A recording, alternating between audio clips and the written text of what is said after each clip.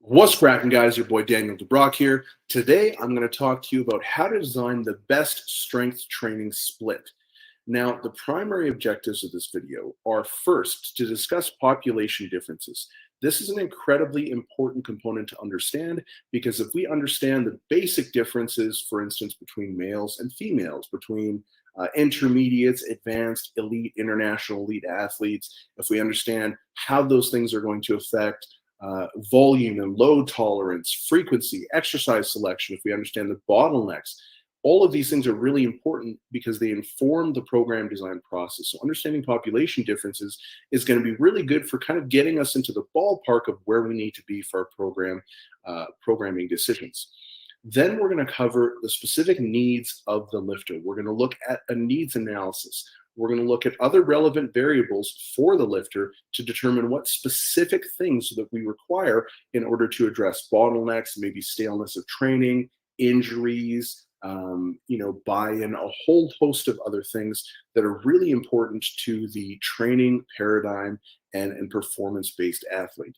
And lastly, I'm actually going to walk you through a step-by-step process. Now, I'm going to take you through a case study of actually designing a program. This is a case study of one of my lifters, an elite athlete that basically we took in. I'm going to give you more of a lifter profile, talk a little bit about their training history, some of the needs that they had that we were able to identify, and then walk you through the actual program that I developed for them initially, and basically give you the rationale for why I chose these exercises, why I chose specific progressions, why I chose certain accessories and volume targets and intensities and all of that stuff.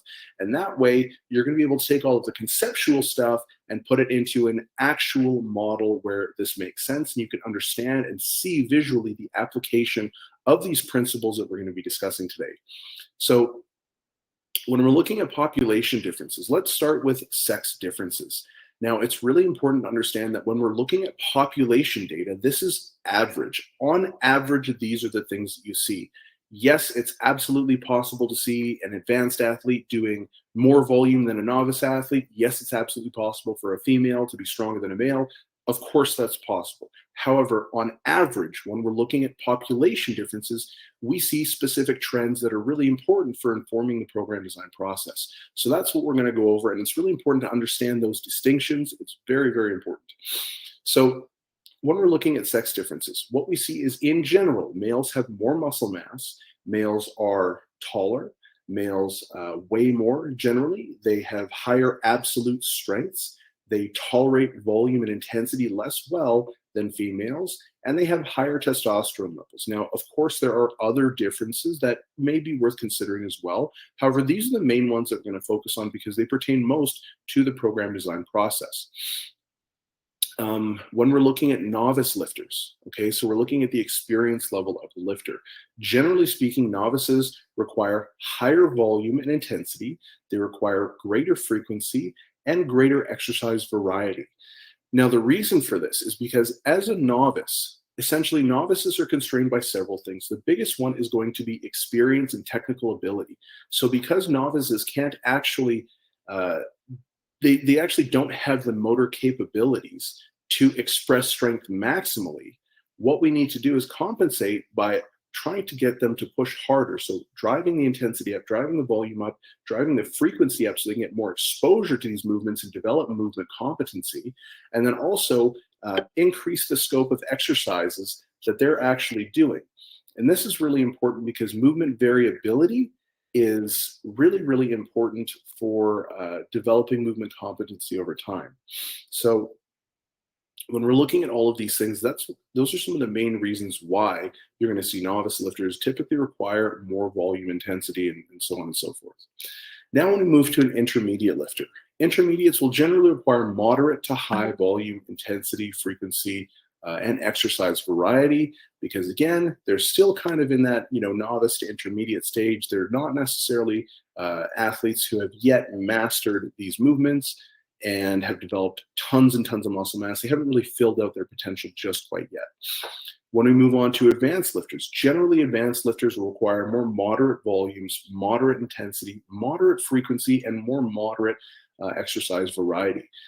Now, you should probably notice a trend by now that as we go from novice at the bottom to kind of intermediate, advanced, and eventually elite and international elite at the top, we can think of it kind of as a pyramid.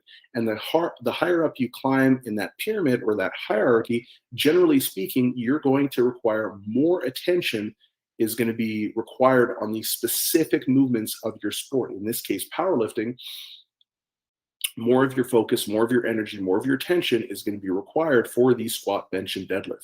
And any time spent on accessories and just kind of movements that are less specific is going to have to go down because you're basically climbing up that ladder. So the requirements for you are going to change. Now, as we move to elite lifters generally require moderate to low volumes, moderate to low intensities, moderate to low frequency, and less exercise variety.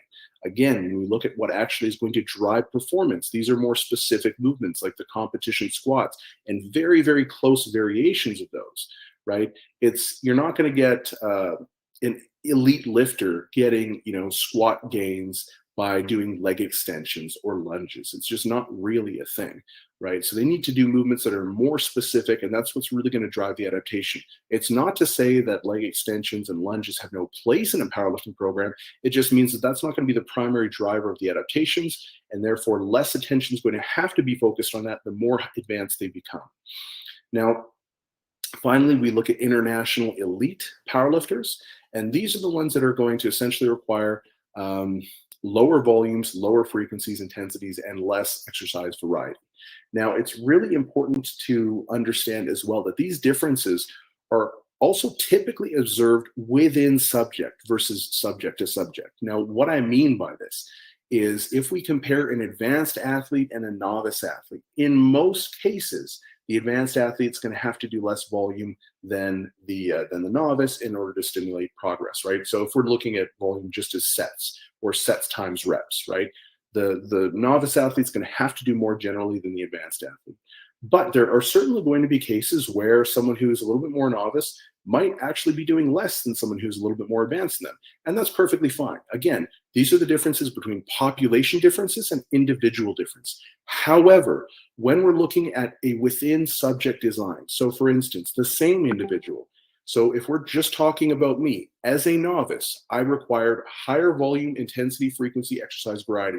As I go from novice to intermediate to advanced to elite to international elite, I will have to decrease volume. I will have to decrease the frequency of my intensity of high intensity sessions. I will have to decrease the variety of exercises that I'm using, and I will have to decrease the volume and the frequency and all of that stuff that I'm doing. So that's the difference between within subject versus subject to subject comparison. And I hope that makes sense, right? Now, training age and biological age are also obviously really important. We kind of covered training age a moment ago with novice, intermediate, and all that stuff. Biological age is also obviously very important. If you are training a 70-year-old individual versus a 20-year-old individual versus a 40-year-old or a 14-year-old, there might be significant differences in how you would actually approach that individual. Now, the basic premise and the process you're going to use is the exact same, but how it might actually pan out in terms of sets, reps, exercise selection, even like looking at things like range of motion, movement competency, all that stuff, all of that might be very different depending on the individual's age, right? And what their capabilities actually are, as well as what their goals are. Now, when we look at tolerance to volume and load relative to an individual's existing activity level, this is also another really important thing to understand. Are you, if you're making a program for yourself, are you someone who's really active? Do you have a sporting background? Are you in very good shape already, or are you mostly sedentary? These are things that are really important to understand and are going to definitely influence how we initially prescribe volume, intensity, conditioning if it's required, maybe a step count, how much actual exercise you can fit into a single session, the frequency, all of these things. Right. So when we look at individuals and their activity levels, this is a very important thing to consider. Sedentary individuals generally have a low tolerance to physical activity in general. Right. So if you're not active, your tolerance for volume and intensity is probably going to be lower. If you have a light activity throughout the day, you are going to maybe have a moderate tolerance to a low tolerance of volume and intensity. If you're moderately active, you might have moderate tolerance to volume and intensity. If you are more active, you have a higher tolerance. And if you're very active, you have a very high tolerance to volume and intensity. Now, that should be pretty straightforward, that sort of association relationship. However, it's something that's often overlooked as a starting point for most individuals. And it's really important to keep that in mind, because if they can't recover from the training, even if it's not very high volume, and they probably should be able to recover, they still can't. So we need to make sure we're meeting the individual where they're at. And if we need something to improve their muscular endurance, aerobic conditioning, cardiovascular conditioning, barbell specific work capacity, whatever it might be, we need to make sure that's factored into the actual training design as well. Now, when we're looking at the program structure, okay, what is the session frequency and duration that can be adhered to? This is one of the first things that I will look at for an athlete, right? Like, because ultimately I might have the perfect plan mapped out for them, but if they can't stick to it, it's going to mean fuck all. So we need to really make sure that everything that we're prescribing, the lifter is going to adhere to, and we're going to get a lot of buy-in, and we're going to have a very high output. If the output, if the buy-in and the adherence is not there, we're not going to have consistency. We're not going to get the results we want. So it's much better to have a less than optimal program design, but have them execute it perfectly. That ultimately is what's actually optimal versus some theoretical optimal in terms of frequency, volume, intensity, and all of that stuff. Now, the next thing we need to do is perform a very thorough needs analysis. Now, again, if you're writing your program for yourself, you can do this on yourself. Now, a SWOT analysis is something that they use in business. However, I think that it's fairly important to say here, because when we say needs analysis, we're talking about a lot of different things. We're talking about stressors, we're talking about lifestyle, we're talking about sleep, nutrition, what's worked for you in the past, what hasn't worked for you, all sorts of things. So this is kind of a different way of breaking it down to maybe have you understand it in a slightly different frame of reference. So we're looking at the individual strengths. We're looking at their weaknesses. What are their bottlenecks? What are they excelling in? What opportunities do we have, right? What are some areas where maybe they haven't really driven a lot of volume or intensity into? Have they been avoiding certain exercises? Have they been avoiding certain ranges of motion? There's a whole variety of different things that we can look at from an opportunity standpoint as well. Then we look at threats. This might be something like their mobility, their active range. Do they have any pain? Do they have a pre-existing injuries? Do they have any nagging kind of injuries? Do they have injuries or pain that come on as a direct response for volume and intensity? So these are all things that we need to understand about the athlete in order to make sure that we can preserve their longevity and also make sure that we get the most from their output and performance so we can give them the actual results that they're looking for, which ultimately is increasing their squat, bench, and deadlift. So once we have a really good understanding of the lifter, once we understand their stresses, once we understand what their training actually looks like, once we can kind of assess their technical ability, once we can evaluate their exposure to higher intensities, their tolerance to volume load, once we understand all these different categories, we can start basically selecting which exercises and tools and tactics are best suited for the lifter. Right? Now, once the exercises, once the tactics, the load tolerance, frequency, all of this stuff based on kind of population data and the needs analysis, once we have all of that information, the program is basically written for you. All you need to do is kind of move some things around and figure out what the best configuration of that training is going to be. And that's really important, because a lot of the times when I hear people making programs, they're like, okay, first we're gonna get you squatting this many times per week, and they kind of start from the top down instead of starting from the bottom up, right? So it's really important that programs build organically off of what is actually going to work for the athlete and the athlete's response. That's incredibly important. And a lot of the times people will do things backwards. They'll be like, well, I like SSB, I like this, I like that, I'm going to get them to do that, regardless of whether or not they even need that or they're going to respond to that. So it's very important that we go through this process. It is a little bit time consuming. However, the results are night and day. I cannot even stress this enough, which is why I'm making such a big deal right now. But anyways, I'm going to move on. So once the program is written, review the plan and assess what changes, if any, need to happen. So for instance, myself, every time, I program for myself, every time I write a new program, if I'm doing something fairly new that I haven't really tried before. Like a great example is recently I've run into some health issues that basically have been preventing me from exerting myself for too long. lifting really, really heavy weights and things like that. So I've actually had to switch to bodybuilding for the time being until I can fully recover and my health is restored. I have never done actual bodybuilding before. I've always done, powerlifting, and I've done certain exercises in higher rep ranges and things like that, like to train muscle and build muscle. I'm 270, so obviously I'm fairly big. I have a lot of muscle, but I've never done training specifically for the goal of developing my physique. Never. So because that's new and because my training frequency is now different than it was before, I need to make sure that I monitor the changes and I understand how those changes are actually going to affect my ability to recover and perform based on the objectives that I have now, which are physique-based as opposed to performance-based. So essentially, one of the things that I do when I run into an issue like that is I'll write my program, kind of check and be like, okay, this feels pretty good. Then I'll do my first week. Once I do my first week of training, I know how the training feels and I know what needs to be adjusted. I might need to pull one set from this exercise here. I might need to reduce or increase the rep ranges over here.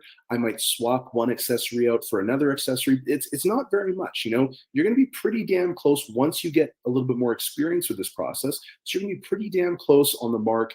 And you might just have to make a few tiny little tweaks, which essentially is the program design process and that check-in process that you should be going through every single week when you're developing your next week of training anyways. So it is an iterative process, but that's a really important component as well. Just because you write the program doesn't necessarily mean that it's set in stone. You need to make sure you understand what's actually working, what's driving adaptations, and you can absolutely make adjustments, although adjustments should be made very slowly and only small adjustments at a time. You don't want to change things radically or you don't know what's actually driving adaptation.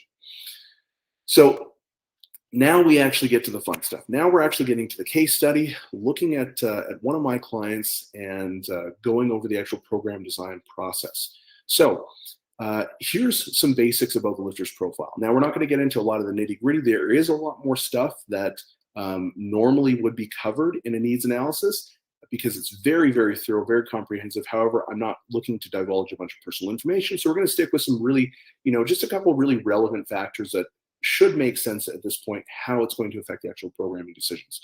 So this lifter was a male. They were in their late 20s. They were 120 kilograms. They were an elite level power lifter. They trained 4 times per week. They were a computer scientist, or they are a computer scientist. That's their career. They, generally speaking, have a pretty good diet, decent lifestyle habits. They're getting to bed on time. They moderate their stress pretty well. Their mood's generally pretty good, pretty stable emotionally. They were averaging about 3,000 steps a day, and sessions had to be 90 minutes or less. This was a very busy individual. They had a very demanding job, and they had kids. And so they had kind of a time crunch, and they could only allot 90 minutes roughly. So they had to get in and out, and their training had to be really, really efficient. So these were some of the kind of constraints and variables that we had to factor in looking at the actual program. So squat and deadlift frequency of this individual, they were squatting and deadlifting 1 time per week each, and they were benching 2 times per week each, okay? Or sorry, not each. They were benching twice per week, and they were squatting once and deadlifting once per week. So I moved him to a 2x per week deadlift and squat frequency. So they're squatting twice and deadlifting twice a week. Then I also increased their bench frequency to 3 times a week because I just felt like they needed a little bit more direct volume.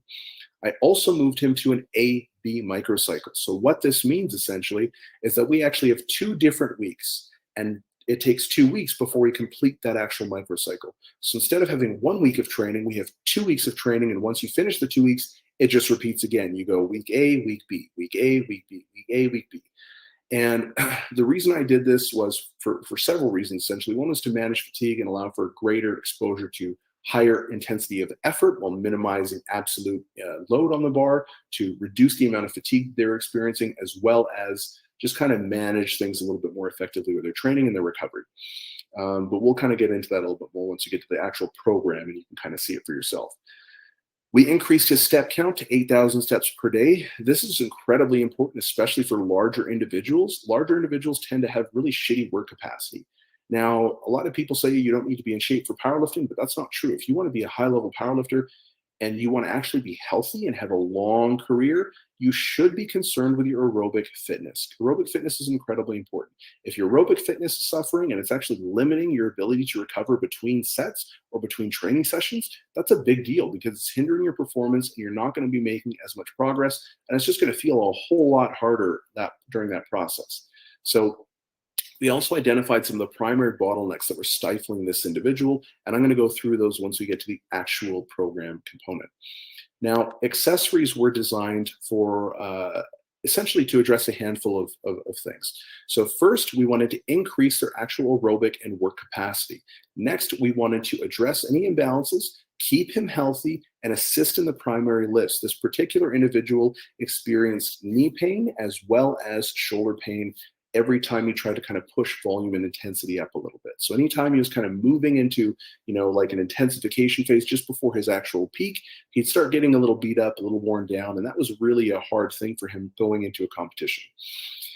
Next, we wanted to focus on building muscle and preserving existing muscle. And then lastly, we wanted to decrease body fat and optimize his body composition a little bit more effectively.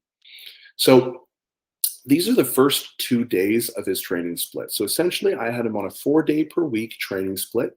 Again, sessions were 90 minutes long, and he was training Monday, Wednesday, Friday, and Saturday. That way he had about a day in between to recover. And I just found that for larger athletes who have greater recovery requirements, this can be a little bit more beneficial than just doing back-to-back. However, it's not necessarily better one way or the other. We just found that this is probably going to be the best fit for him and ended up being a pretty good fit. But there's plenty of large athletes who can just train back-to-back and have no issues. So that's just one kind of consideration. So day one, we started off with competition bench day. Okay, so this is an upper body day primarily. Now, the reason why I started him off with a bench day as opposed to a deadlift or squat day was because historically we were able to tell that deadlifts and squats really drive up fatigue, especially squats. So for him, if we were to deadlift and then bench, even if it was a couple days later, he would still be very fatigued from the previous deadlift or squat session, and that way his bench performance is actually going to suffer. So we put bench first because bench is not very systemically fatiguing. You can recover from it pretty quickly and maintain a higher frequency of it. So we kept it in there first so he was fresh and he could get his good quality primary bench work out of the way and then do his more fatiguing session a little bit later, and it wouldn't conflict with his primary bench day. Okay, so his main day on Monday, he was starting with comp bench. He did a top set of 5 at 2 reps in reserve. And then we did 3 sets of 5 with a 3-second pause at 90% of his top set. So if he did 100 kilos, let's say hypothetically, for his set of 5, he would do 90 kilos for 3 sets of 5 with a 3-second pause. Okay, pretty straightforward. Reason why we kept competition bench in was because he needs exposure, and most people need some sort of exposure to the competition lifts, and comp bench isn't really something that you need to cycle out all that often. So I like to keep it in for him, and that way he gets more exposure to the actual skill that he's trying to develop for competition. Next, we worked on some dumbbell bench press, 2 sets of 12 to 15. All the accessories on all of these days are between 0 and 2 RIR. If they're upper body, we're probably going closer to failure. If they're lower body, we're probably going a little bit further from failure and having a little bit more of a buffer, so maybe 1 or 2 RIR typically.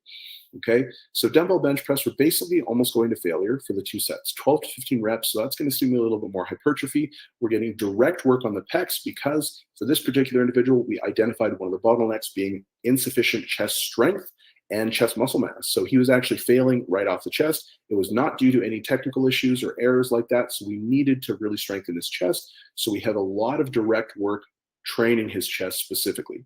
So we added some dumbbells in there. We did pull-ups, 2 sets of AMRAP, as many reps as possible. Again, obviously you need a really, really strong back. So you'll see throughout most of this work or program, pretty much every day they're doing some form of direct back work. Okay. Single arm overhead tricep extension. The reason why I chose single arm and overhead position is because, again, as I mentioned a little while ago, he was having some shoulder issues. So he had poor mobility, poor overhead position, and poor shoulder extension ability, as well as external and internal rotation. So his shoulder were really locked up. So by putting him in an overhead position and doing tricep extensions, this is training him to be stable overhead and training his muscle in the lengthened position. So it's giving him better overhead mobility as well as enhancing his ability to stabilize in an overhead position. So we're again tackling his weaknesses during the actual program. And this is something I'm a huge advocate of. Your mobility, your rehab should be designed in your actual program. You should not be spending 30, 40 minutes doing mobility and rehab and all this stuff. Your mobility and rehab should be a built-in component to your actual training. I am a very firm believer in that. And that's something that I've seen just a massive difference in terms of being able to enhance the longevity of clients and enhance their quality of life as well, especially for bigger lifters.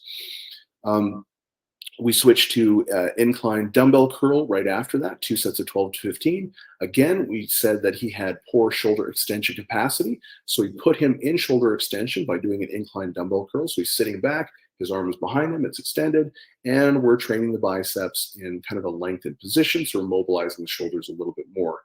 Then we were doing some prone scarecrows. Again, really need to enhance shoulder stability and just strengthen external rotation in different positions. So doing the prone scarecrows was a great way to strengthen those positions and getting him a little bit more accustomed and intolerant in those positions. So you can see a lot of the stuff, yes, it is driving, strength and hypertrophy and stuff like that, but a lot of it is also driving longevity and performance and injury prevention, or injury risk mitigation, I guess I should say. Now, Wednesday session is a deadlift. Now you can see we're doing a top single at a 2 to 3 RIR. Now, this was something we actually did every single week, and we never needed to take it out. The reason why was because he was able to tolerate deadlift singles without being very fatigued. He couldn't really handle a lot of volume, but he could do basically like 90% or more almost on a weekly basis, and it would be absolutely fine. He'd be able to recover.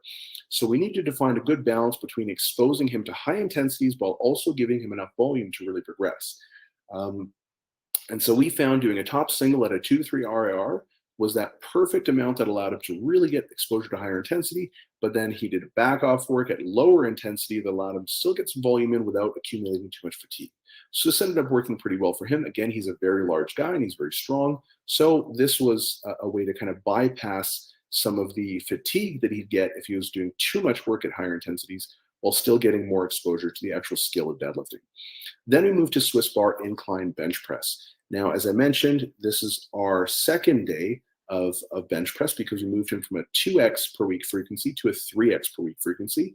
Now, the reason why we did Swiss bar incline press was because the incline press was something we identified as a potential exercise that could enhance his bench press. But the reason why we chose the Swiss bar was because it's going to be a little easier on his shoulders. Because he can externally rotate and grab the handles, it's going to be easier for his shoulders. It's not going to cause as much discomfort. And for him, it actually felt great. And it actually kind of helped sort of bulletproof his shoulders, for lack of a better term, I guess. It just helped with that recovery process. It helped make them a lot more stable and just feel stronger and feel better in general, while also alleviating some of that cumulative sort of wear and tear from only ever doing bench with a barbell. Okay, so this is something to kind of alleviate some of the shoulder issues that he was experiencing while still allowing him to get some good bench press work in. Then we moved to 1 1/4 belt squat for 2 sets of 6 to 8 reps. Now, the reason why we chose to do belt squats instead of an actual barbell squat variation was because squats tend to bang him up quite a bit. Now, he does need a very frequent exposure to the competition lift. So he needs to be doing some form of low bar squatting fairly regularly, and he needs to be doing squatting every single week. However, we noticed that when he was squatting twice per week, it was just too much. So what we decided to do was incorporate some sort of derivative of the squat pattern. So we did a 1 1/4 belt squat to make sure we had no axial loading, right? Because we don't have a barbell on our back, so it's going to be substantially less systemically fatigued. Now, the result of this is we were able to accumulate a lot more volume on the quads and actually help his knees out because he was kind of getting sore knees from squatting.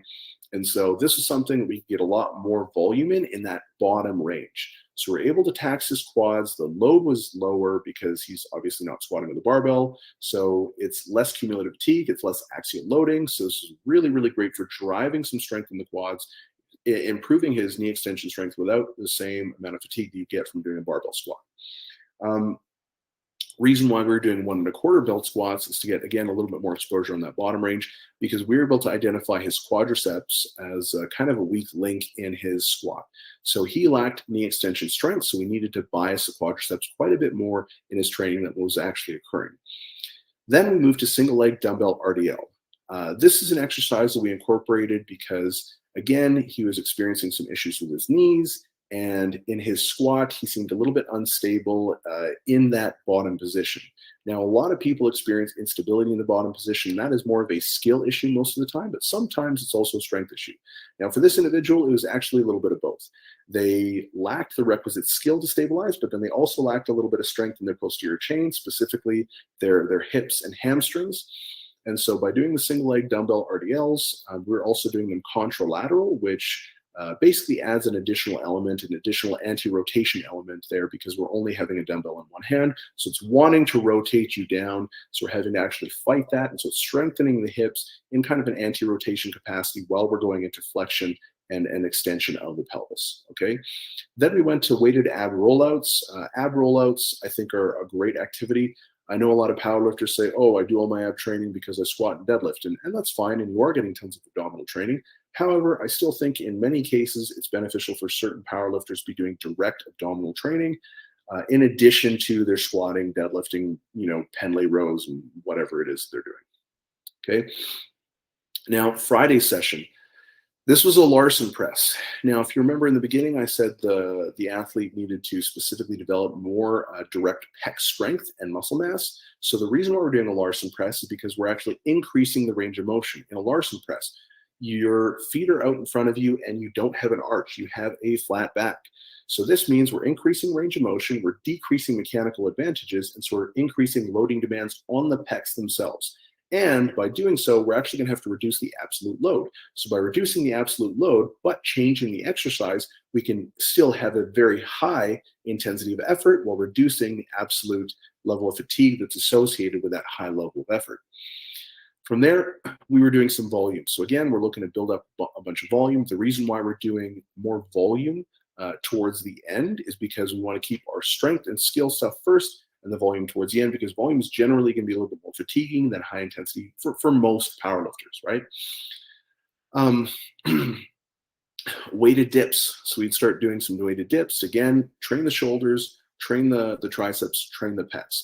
I wanted him getting deep into that range and enhancing his shoulder stability, because that was just another opportunity to practice stabilizing his shoulders a little bit more effectively. So I wanted to make sure he wasn't rolling into the front of his shoulder and kind of driving the shoulder forward, and that's a lot of the times what can kind of get people some aggravation in their shoulders. So he was making sure that he was moving nice and smooth. We were loading it effectively, but he was really prioritizing making sure his shoulders were nice and stable during that movement.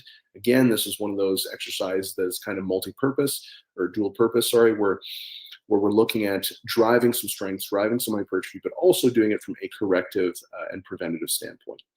Then we moved to pen lay rows. Doing a barbell row, especially heavier barbell row, I tend to do on days where we're not doing deadlift and squat, because it's just going to be a little bit too much sometimes for larger athletes. So for him, I put the pen lay row on a day where he wasn't doing squats or deadlifts, and that way we were still able to incorporate a good barbell row variation without it just being a little bit too much for that day. Then we went to a shoulder press machine. Now, the reason why I chose a machine as opposed to a dumbbell press or a barbell press or some other variation is because this is externally stabilized, and I wanted something to allow for high output that had a low skill requirement. If we look at the Larson press, there's a higher demand for shoulder stability because we're not arched, we're not packed, we're not decreasing the range of motion. So that we're going to have to actively stabilize the shoulder joint a little bit more during a Larson press than we will during a competition bench press, because it's just going to be a little bit harder to do that because we don't have that mechanical advantage we get during that setup. We're really packing everything. We're changing our torso angle and stuff like that. Then dips. Again, dips can be a little bit tough on the shoulders, even if it is supposed to be preventative to some degree. But the shoulder press machine essentially allows a very high level of output while being externally stabilized. So it's really just to train the muscle. It's a fixed motion, so you can just focus on training that muscle, really blasting it without really having any sort of skill component to control how the load is being moved through space. Then we switch to rolling dumbbell tricep extensions. So essentially, we're training the tricep in a long position again, rolling it forward, punching up. This again is getting a little bit more range overhead here, and it's just training the tricep through a slightly different range than if we were just doing like a cable press down. Okay, then we went to cable curls. Again, I just found that for this particular individual, they were having elbow issues at times. This was also one of those things that kind of came up when they started really pushing the volume. And it wasn't a lot, it was just a little bit. It never actually even impeded him, but it was kind of an aggravation and it was there a little bit, right? So we wanted to make sure that we're keeping him healthy. So again, doing certain tricep exercises, doing some cable exercises for the biceps, in his case, really helped his elbows feel a little bit better as well. Now, Saturday was buffalo bar squat. We did a top set of 5 at a 2 RIR, and then 3 sets of 5 paused at 90% of the top set. So this is, a very similar tactic to what we used on day 1 for bench press, and that's just because it was really effective. So, this individual was, like I said, was very strong. So I didn't want to get him lifting a ton because he was bending over it. Like he was, not anymore, but he was bending over a ton in his squat. So I still wanted him to get exposure to competition squat because we had a lot of technical things we needed to work out. However, because he was bending over so much, it just was really loading up his back, and he had, he was very strong. And so it was just adding a bunch of additional fatigue. So really making sure that we can kind of clean that up, but we still have opportunities to do that exercise is really important. So we kind of had to keep the intensity a little bit more moderate in this case.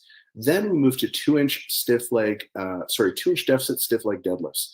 Again, as I mentioned, his posterior chain was lacking a little bit, and so we really just wanted to make sure that we could strengthen that and really enhance his squat, enhance his deadlift, his position, all that stuff. Then we moved to dumbbell Bulgarian split squats. We had an ipsilateral load, which means whatever leg is forward, you hold the dumbbell on the same side. Again, we're doing this just to kind of offset things a little bit and increase the internal stabilization requirements, because as I mentioned earlier, the more opportunities that we have to drive higher output through accessories, really training the muscle while simultaneously enhancing mobility, stability, active control, and range of motion, things like that.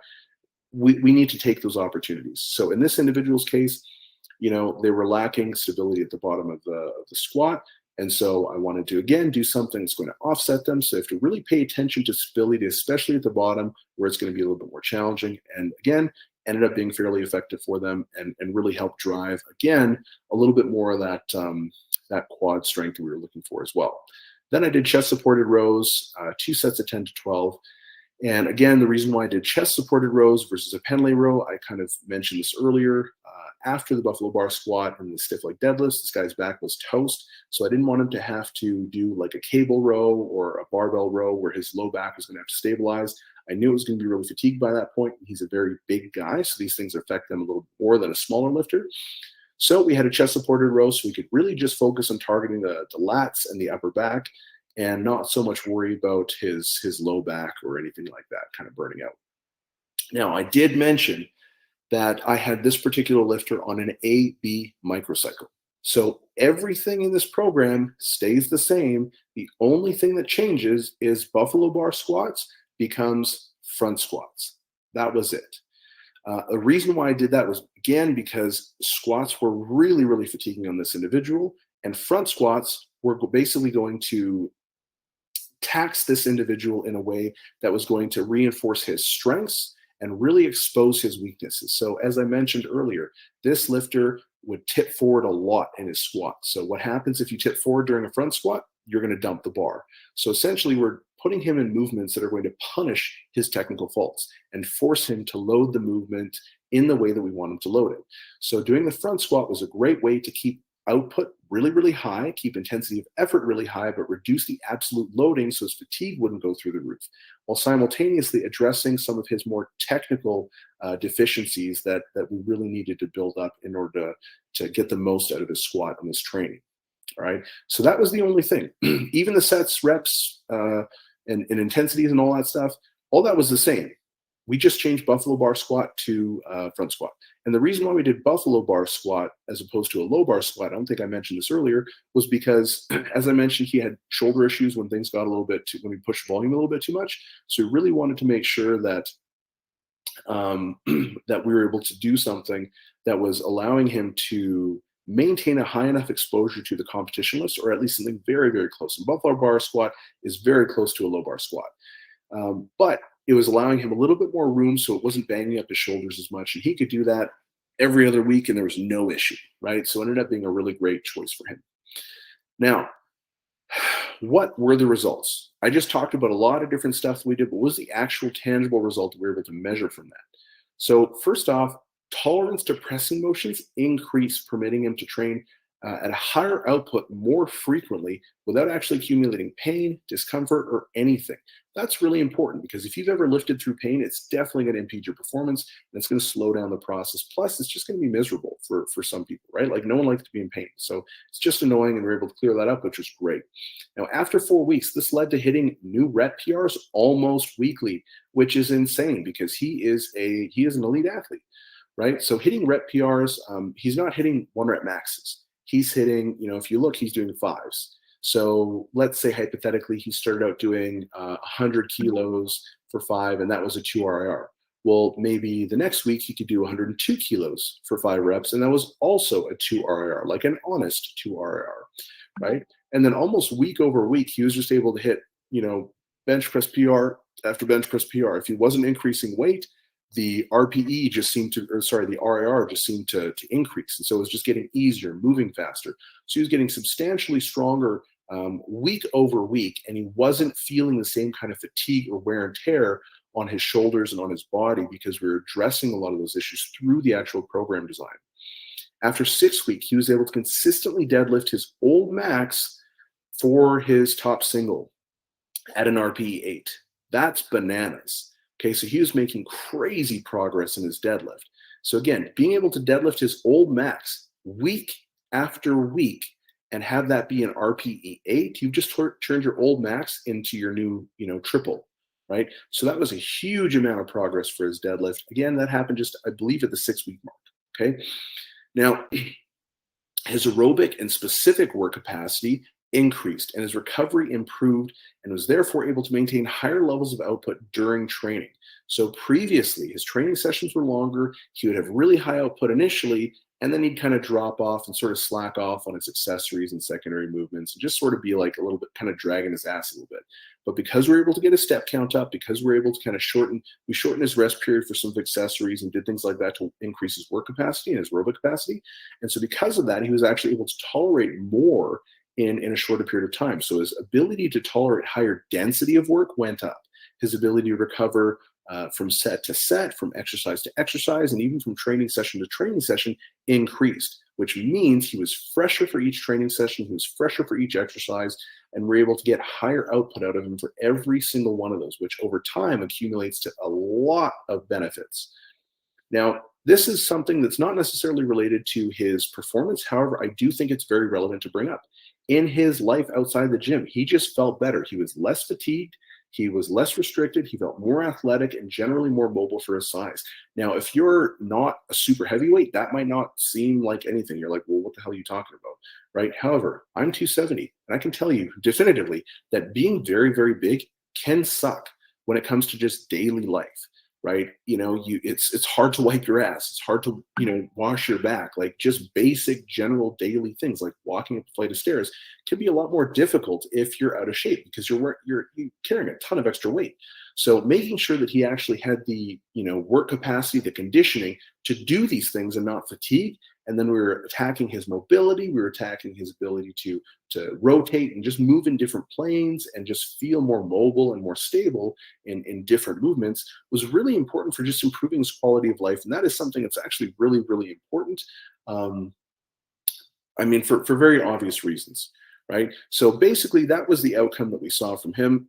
So I hope this helped. I hope that provided a lot of clarity around how you can actually structure your own strength training program, and you can design the best strength training program for yourself and really individualize it. Or if you're coaching athletes, you can do it for your lifters as well. If you like the video, please make sure you hit subscribe, make sure you like the video, make sure you share it with your friends, and help me out trying to build my channel. And if you guys like this stuff, make sure you support me.